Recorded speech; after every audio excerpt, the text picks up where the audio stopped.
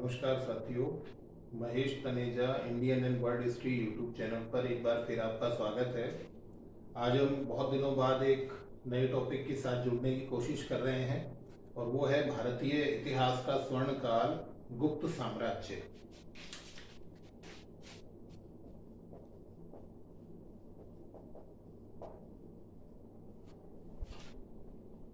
गुप्त साम्राज्य के बारे में बातचीत शुरू करें तो सबसे पहली बात तो ये कि गुप्त साम्राज्य को या गुप्त काल को भारतीय इतिहास का स्वर्ण काल कहा जाता है।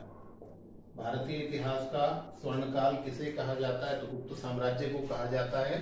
और के एम मुंशी पहले इतिहासकार हैं या पहले व्यक्तित्व हैं जिन्होंने गुप्त काल को भारतीय इतिहास का स्वर्ण काल कहा। उसके बाद और इतिहासकारों ने और लोगों ने भी इस चीज को फॉलो किया। और सबसे पहली बात तो ये कि ये स्वर्ण काल क्यों कहा जाता है, इसी को क्लासिक युग भी कहा जाता है। भारतीय इतिहास का क्लासिक एरा, क्लासिक युग कौन सा है? तो वो भी गुप्त काल है। क्यों कहा जाता है? पहले तो प्रश्न यहाँ पर ये बनता है कि भारतीय इतिहास का स्वर्ण काल क्यों कहते हैं। तो आपको बताएं, जितना विकास प्राचीन भारत में, प्राचीन भारतीय इतिहास में आपको कला, संस्कृति, विज्ञान के क्षेत्र में गुप्त काल में देखने को मिलता है, उतना विकास कहीं और देखने को नहीं मिलता। और यदि मैं ये कहूँ मोटे तौर पर कि गुप्त काल अपने आप में एक बड़े साम्राज्य के रूप में, एक भारतीय, उत्तर भारतीय बड़े साम्राज्य का एक अंतिम स्वरूप था, तो इसमें कुछ ज्यादा गलत होगा नहीं। इसके बाद हर्षवर्धन होंगे तो उनका एक साम्राज्य जरूर कह सकते हैं आप, वरना भारत बहुत विघटित अवस्थाओं में आपको देखने को मिलेगा।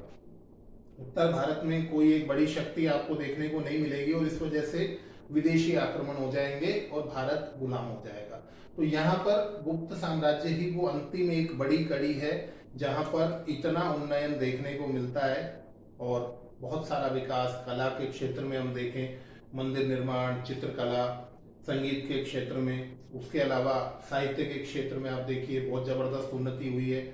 उसके अलावा हम बात करें विज्ञान के क्षेत्र में, आर्यभट्ट, वराहमिहिर, भास्कर फर्स्ट, बहुत सारे लोग ऐसे हुए जिनकी वजह से हम गुप्त काल को भारतीय इतिहास का स्वर्ण काल कहते हैं। ठीक है, इस गुप्त साम्राज्य की स्थापना का श्रेय दिया जाता है श्रीगुप्त को। और नेक्स्ट वीडियो में हम इसको डिटेल करने वाले हैं, सभी शासकों को श्रीगुप्त से लेकर, और लगभग 275 ईस्वी के लगभग इन्होंने स्टार्ट किया है, अर्थात गुप्त साम्राज्य की स्थापना की है।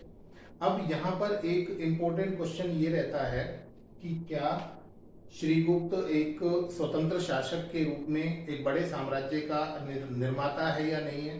तो आपको बता दें, यहाँ पर निश्चित रूप से जो पहला शासक है वो स्वतंत्र सत्ता या बहुत बड़े साम्राज्य का संस्थापक नहीं है। और यदि हम राखलदास बनर्जी की बात को स्वीकार करें, राखलदास बनर्जी के अनुसार ये जो गुप्त शासक हैं ये पहले कुषाणों के बारे में हम लोग जानते हैं, कनिष्क के प्रसिद्ध शासक रहे हैं, तो कुषाणों के सामंत के रूप में थे। ठीक है, कुषाणों के अंतर्गत सामंत थे या एक राज्यपाल की भूमिका में थे श्रीगुप्त। और इस वजह से श्रीगुप्त और दूसरे शासक जो हुए हैं घटोत्कच, इनकी जो उपाधियां हैं, ये उपाधियां भी इनको एक स्वतंत्र शासक के रूप में प्रदर्शित नहीं करती हैं। हम जब इसके बाद चलते हैं कि भाई श्रीगुप्त है, फिर घटोत्कच है और उसके बाद चंद्रगुप्त फर्स्ट है, तो चंद्रगुप्त फर्स्ट वो पहला शासक है जहां पर उसने महाराजाधिराज की उपाधि धारण की है। और ये उपाधि ये प्रदर्शित करती है कि इससे पूर्व के जो दो शासक हैं श्रीगुप्त और घटोत्कच जो हैं, ये निश्चित रूप से एक बड़े शासन की स्थापना, एक बड़े साम्राज्य की स्थापना करने वाले नहीं थे। आरंभिक तौर पर ये कहीं ना कहीं एक सामंत के रूप में इन्होंने गुप्त साम्राज्य के, एक छोटे से गुप्त साम्राज्य की स्थापना करने की कोशिश की है। तो कुषाणों के सामंत थे, ये मत किसने दिया? राखलदास बनर्जी ने दिया। ठीक है, तो ये गुप्त साम्राज्य स्थापित हुआ और इस गुप्त साम्राज्य की जो राजधानी थी वो मौर्य शासन के समान ही पाटलिपुत्र थी। आपको बता दें, आरंभिक तौर पर राजधानी पाटलिपुत्र रही है, लंबे समय तक रही है। हालांकि इसके बाद में हम देखेंगे कि इसमें उज्जैन भी राजधानी रही है। चंद्रगुप्त सेकंड जो आएंगे उन्होंने उज्जैन को भी राजधानी बनाया, और स्कंदगुप्त जब आएंगे तो उन्होंने अयोध्या को भी गुप्त साम्राज्य की राजधानी बनाया। तो हम यहाँ पर इन राजधानियों के बारे में जिक्र कर सकते हैं। मूलतः राजधानी इनकी पाटलिपुत्र है। चंद्रगुप्त विक्रमादित्य ने उज्जैन को राजधानी बनाया था अतिरिक्त, और स्कंदगुप्त ने एक और राजधानी जो बनाई वो अयोध्या थी। ठीक है, तो ये एक सामान्य सी जानकारी गुप्त साम्राज्य के बारे में। अब बड़ा क्वेश्चन ये है कि ये गुप्त थे कौन। ठीक है, कौन थे इस पर डिस्कशन पहले तो बहुत जरूरी है। आजकल बहुत क्वेश्चन पूछे जाते हैं यहाँ से, और हम इस बात को डिटेल कर लेते हैं। देखिए, प्राचीन भारतीय इतिहास में वर्ण व्यवस्था थी, और जो वर्ण व्यवस्था थी ब्राह्मणवाद की, उस वर्ण व्यवस्था में 4 वर्ण थे, हम लोग जानते हैं। सबसे ऊपर ब्राह्मण, फिर उसके बाद क्षत्रिय, उसके बाद वैश्य, और सबसे लास्ट में शूद्र। और इंटरेस्टिंग ये रहा है कि गुप्त वंश के शासक कौन थे, तो अलग अलग इतिहासकारों ने इनको अलग अलग श्रेणी में ही रखा है। किसी ने इन्हें ब्राह्मण माना है, किसी ने इन्हें क्षत्रिय माना है, किसी ने वैश्य माना है, और किसी ने शूद्र माना है। तो हम देख लेते हैं, इसको डिटेल कर लेते हैं, डिस्कस कर लेते हैं। सबसे पहली बात कि गुप्त वंश के शासकों को ब्राह्मण किसने माना, तो आपको बताया ब्राह्मण मानने वाला जो मत है, ये एक तो है हेमचंद्र राय चौधरी। हेमचंद्र राय चौधरी, आपको ये नाम शायद याद हो, हमने मौर्य काल के पतन में भी इनका डिस्कशन किया था कि मौर्य काल के पतन का मूल कारण अशोक की शांति नीति रही। हेमचंद्र राय चौधरी और दशरथ शर्मा, ये दोनों ये कहते हैं कि ये गुप्त वंश के जो शासक हैं, गुप्त राजवंश के जो संस्थापक हैं या शासक हैं, ये मूलतः कौन थे, ये मूल रूप से कौन थे, तो ये ब्राह्मण थे। यहाँ पर ब्राह्मण कहने के पीछे कारण क्या है, वो एक बार हम समझने की कोशिश करते हैं। आपको पता है चंद्रगुप्त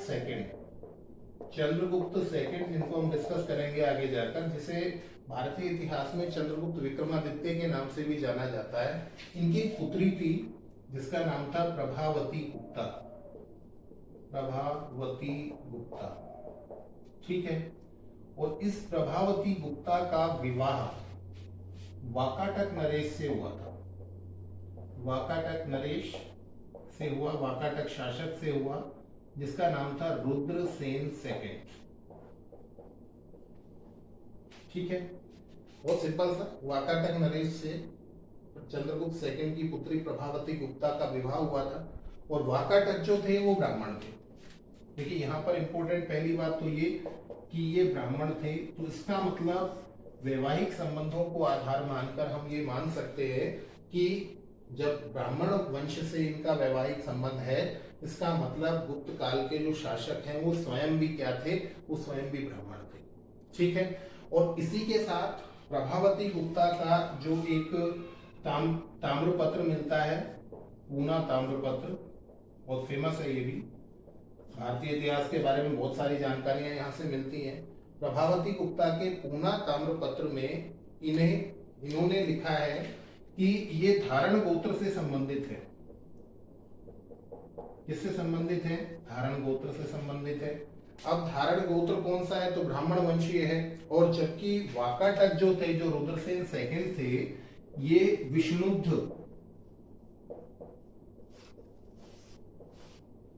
गोत्र से संबंधित थे।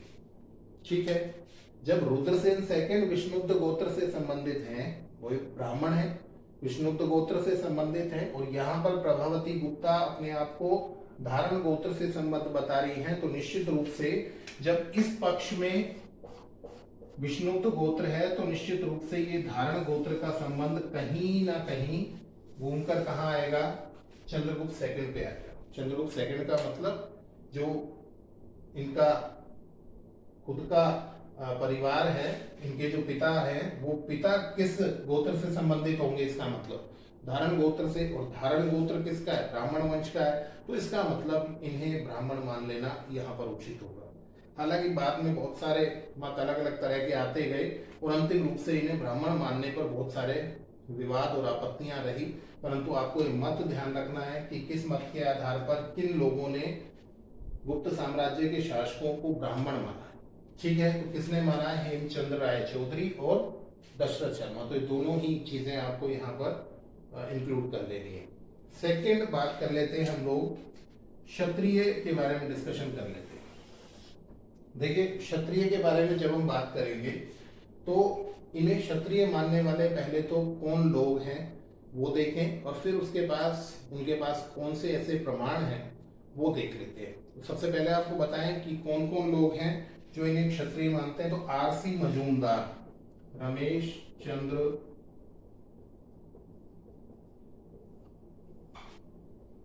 चंद्र मजूमदार और गौरी शंकर हीराचंद ओझा, गौरी शंकर हीराचंद ओझा, ये दो ऐसे बड़े इतिहासकार हैं जिन्होंने ये कहा कि गुप्त काल के जो शासक थे वो मूल रूप से क्या थे, क्षत्रिय थे। इन्होंने क्या प्रमाण दिए अब देख लेते हैं। देखिए चंद्रगुप्त फर्स्ट, पहले हमने जो इसके बारे में बात की है वो चंद्रगुप्त सेकंड था। यहाँ चंद्रगुप्त फर्स्ट ने एक विवाह किया था लिच्छवी वंश की राजकुमारी से, लिच्छवी वंश की राजकुमारी कुमार देवी से विवाह किया था। और लिच्छवी वंश की कुमारी से, राजकुमारी से जो विवाह किया है तो ये लिच्छवी वंश जो है ये क्षत्रिय है, ये क्षत्रिय है। इसका मतलब मजूमदार जी और हीराचंद्र ओझा जी क्या कह रहे हैं, ये कह रहे हैं कि जब क्षत्रियों से इनके विवाह हुए इसका मतलब निश्चित रूप से ये लोग खुद भी क्या थे, क्षत्रिय थे। और ये भी माना जाता है वर्ण व्यवस्था में मूल तौर पर, मूल आधार पर कि क्षत्रिय ही शासन किया करते थे। तो यहाँ पर इस तरह की एक संभावना बनती थी। इसके अलावा इनके जो हमें अभिलेख आदि प्राप्त होते हैं ये अपने आप को अर्जुन का वंशज कहते हैं, अर्जुन का वंशज कहते हैं। और जब आप अर्जुन का वंशज कह रहे हैं तो इसका मतलब आप क्षत्रिय है, ठीक है, क्योंकि अर्जुन क्षत्रिय है तो अर्जुन के वंशज होने का मतलब क्या है, उनके वंश में होने का मतलब क्या है, तो आप अर्जुन के वंशज हैं, इसका मतलब आप क्षत्रिय हैं। और ये मत प्रतिपादित किया आरसी मजूमदार और गौरी शंकर हीराचंद्र ओझा ने, ठीक है। तो यहाँ आपकी बात बिल्कुल स्पष्ट हो जानी चाहिए, आपको समझ में आ जाना चाहिए कि ब्राह्मण किस तरह से मान रहे हैं, क्षत्रिय किस तरह से मान रहे हैं। तीसरे मत की तरफ चलते हैं जो ज्यादा स्वीकार किया जाता है। तीसरा मत ये है कि ये गुप्त काल के जो शासक थे ये वैश्य थे। वैश्य का मतलब हम लोग जानते हैं ब्राह्मण का काम ज्ञान देना, ज्ञान लेना, दान देना, दान लेना, यज्ञ करना, करवाना, ये सब था। क्षत्रिय का काम रक्षा करने का, युद्ध लड़ना, शासन करना। वैश्य का काम व्यापार करना और शूद्र का काम था तीनों वर्णों की सेवा करना, ये बेसिक था। अब वैश्य कहने वाले कौन है तो आपको बताएं, एक तो एलन महोदय, एक अल्टेकर महोदय, राम शरण शर्मा और रोमिला थापा। ये चार ऐसे मुख्य व्यक्तित्व हैं। तभी मैं आपसे कह रहा हूं कि ज्यादा जो स्वीकार्य मत है वो वैश्य वाला है। ये लोग कहते हैं कि ये वैश्य थे। क्यों कहते हैं उसका कारण देखिए। मनुस्मृति आप लोग जानते हैं बहुत प्रसिद्ध है, और इस मनुस्मृति में ब्राह्मणों के लिए शर्मन, क्षत्रियों के लिए वर्मन, वैश्यों के लिए गुप्तन और शूद्र के लिए दास अपने नाम में जोड़ने के संबंध में एक कनेक्टिविटी बताई गई है। आप लोग जानते हैं आज भी ब्राह्मण जो है अपने नाम के पीछे शर्मन अर्थात शर्मा लगाते हैं। क्षत्रिय बहुत सारे ऐसे हुए जिन्होंने अपने आप में अपने नाम के साथ वर्मा लगाया, ठीक है। भास्कर वर्मा जैसे शासक हुए, तो बहुत सारे ऐसे शासक हुए जिन्होंने वर्मा लगाया। तो क्षत्रिय क्या लगाएंगे, वर्मा लगाएंगे, और जो वैश्य हैं वो गुप्त लगाएंगे या गुप्ता लगाएंगे, और जो शूद्र होते थे वो अपने नाम के साथ दास लगाते थे, ठीक है। तो ये वाला जो फैक्ट है, इस फैक्ट के हिसाब से अगर हम देखें तो ये लोग गुप्त साम्राज्य की स्थापना कर रहे हैं। और गुप्त का मतलब यहाँ पर निश्चित रूप से क्या है, गुप्ता है। और गुप्ता का मतलब यहाँ पर ये लोग वैश्य हैं। इस मत को माना जा रहा है कि ये क्या है, वैश्य। और सबसे ज्यादा मत जो स्वीकार है वो भी यही है, ठीक है। तो यहाँ पर ये मान लिया जाता है कि गुप्त काल के जो शासक थे वो मूल रूप से क्या थे, वैश्य थे। परंतु अब चौथे मत को भी हम इग्नोर नहीं कर पाएंगे। हालांकि ये वाला भी मत जो है वो कहीं कंफ्यूजन क्रिएट करता है, आपको बता दें, क्योंकि विष्णुगुप्त, देखिए यहाँ पर मैं इसको कट भी कर देता हूँ बातचीत में। विष्णुगुप्त जो थे, विष्णुगुप्त का मतलब चाणक्य। चाणक्य कौन थे? ठीक है, विष्णुगुप्त मतलब चाणक्य। चाणक्य कौन थे? ब्राह्मण थे। और जब ये ब्राह्मण थे तो इसका मतलब क्या हुआ? ये बात आप जस्टिफाई नहीं कर सकते कि गुप्त लगाने का मतलब निश्चित रूप से ये वैश्य ही थे। तो ये ब्राह्मण थे, तो इसका मतलब ये बात भी कहीं विवादों की श्रेणी में चली जाती है। अब चलते हैं अंतिम मत की तरफ। और अंतिम मत क्या है? कि ये लोग शूद्र थे। अब शूद्र के बारे में बातचीत कैसे निकल कर आई, तो आपको बताएं, वज्जिका का एक 5 अंकों का नाटक है। वज्जिका की एक रचना है, 5 अंकों का एक नाटक है, कौमुदी महोत्सव। कौमुदी महोत्सव। और इस कौमुदी महोत्सव में चंद्रसेन को, चंद्रसेन का मतलब यहां पर क्या है आपको बताएं, चंद्रगुप्त फर्स्ट। चंद्रगुप्त फर्स्ट, यहां पर चंद्रगुप्त फर्स्ट को या चंद्रसेन को कारस्कार कहा गया है। क्या कहा गया है? कारस्कार कहा गया है। और अगर हम बोधायन स्मृति लेकर चलते हैं, बोधायन स्मृति को पढ़ते हैं, तो बोधायन स्मृति में कारस्कार का मतलब बताया गया है शूद्र। अब देखिए क्या कनेक्टिविटी ढूंढी गई है यहां से। वज्जिका के रचना कौमुदी महोत्सव 5 अंकों का नाटक है, इसमें चंद्रसेन या चंद्रगुप्त फर्स्ट को कारस्कार कहा गया है। और बोधायन स्मृति में कारस्कार से अभिप्राय क्या है? शूद्र। इसका मतलब ये उदाहरण देते हुए ये कहा जा रहा है कि चंद्रगुप्त फर्स्ट जो है वो निश्चित रूप से क्या थे? शूद्र थे। और ये वाला मत किसने दिया? केपी जायसवाल। इसका मत है ये, केपी जायसवाल का मत है। और इन्होंने कहा कि गुप्त काल के जो शासक थे वो मूलतः शूद्र थे। तो ये चारों तरह के मत हमें देखने को मिलते हैं। तो हमें यहाँ पर ये जरूर याद रखना है कि किस विद्वान ने, किस इतिहासकार ने कौन सा मत प्रतिपादित किया। तो ब्राह्मण कहा हेमचंद्र राय चौधरी और दशरथ शर्मा ने, क्षत्रिय कहा आरसी मजूमदार, गौरी शंकर, हीरा चंद्र ओझा, वैश्य कहा एलन महोदय, अल्टेकर, रामशरण शर्मा और रोमिला थापर, और लास्ट केपी जायसवाल का मत कि गुप्त काल के शासक जो थे वो शूद्र थे। ठीक है, और सबसे ज्यादा जो मान्य मत है इन्हें वैश्य मान लिया जाता है। हालांकि जिन इतिहासकारों ने वैश्य नहीं माना है वो अपनी बात पर आज भी अडिग हैं और आज भी इस पर एक फाइनल कंडीशन तक आप नहीं जा पाए हैं। ठीक है, जिस तरह से मौर्य काल के शासकों के बारे में भी था ना कि ब्राह्मण ग्रंथों में तो आप उनको शूद्र कह रहे हैं, और फिर जैन और बौद्ध ग्रंथों में देखेंगे तो वहां पर आप उनको क्षत्रिय कहेंगे। तो ये अलग अलग तरह के विचार इतिहासकारों के रहते हैं, यहाँ पर भी हैं। तो इन चारों मतों को आपको अच्छी तरह से कंठस्थ कर लेना है।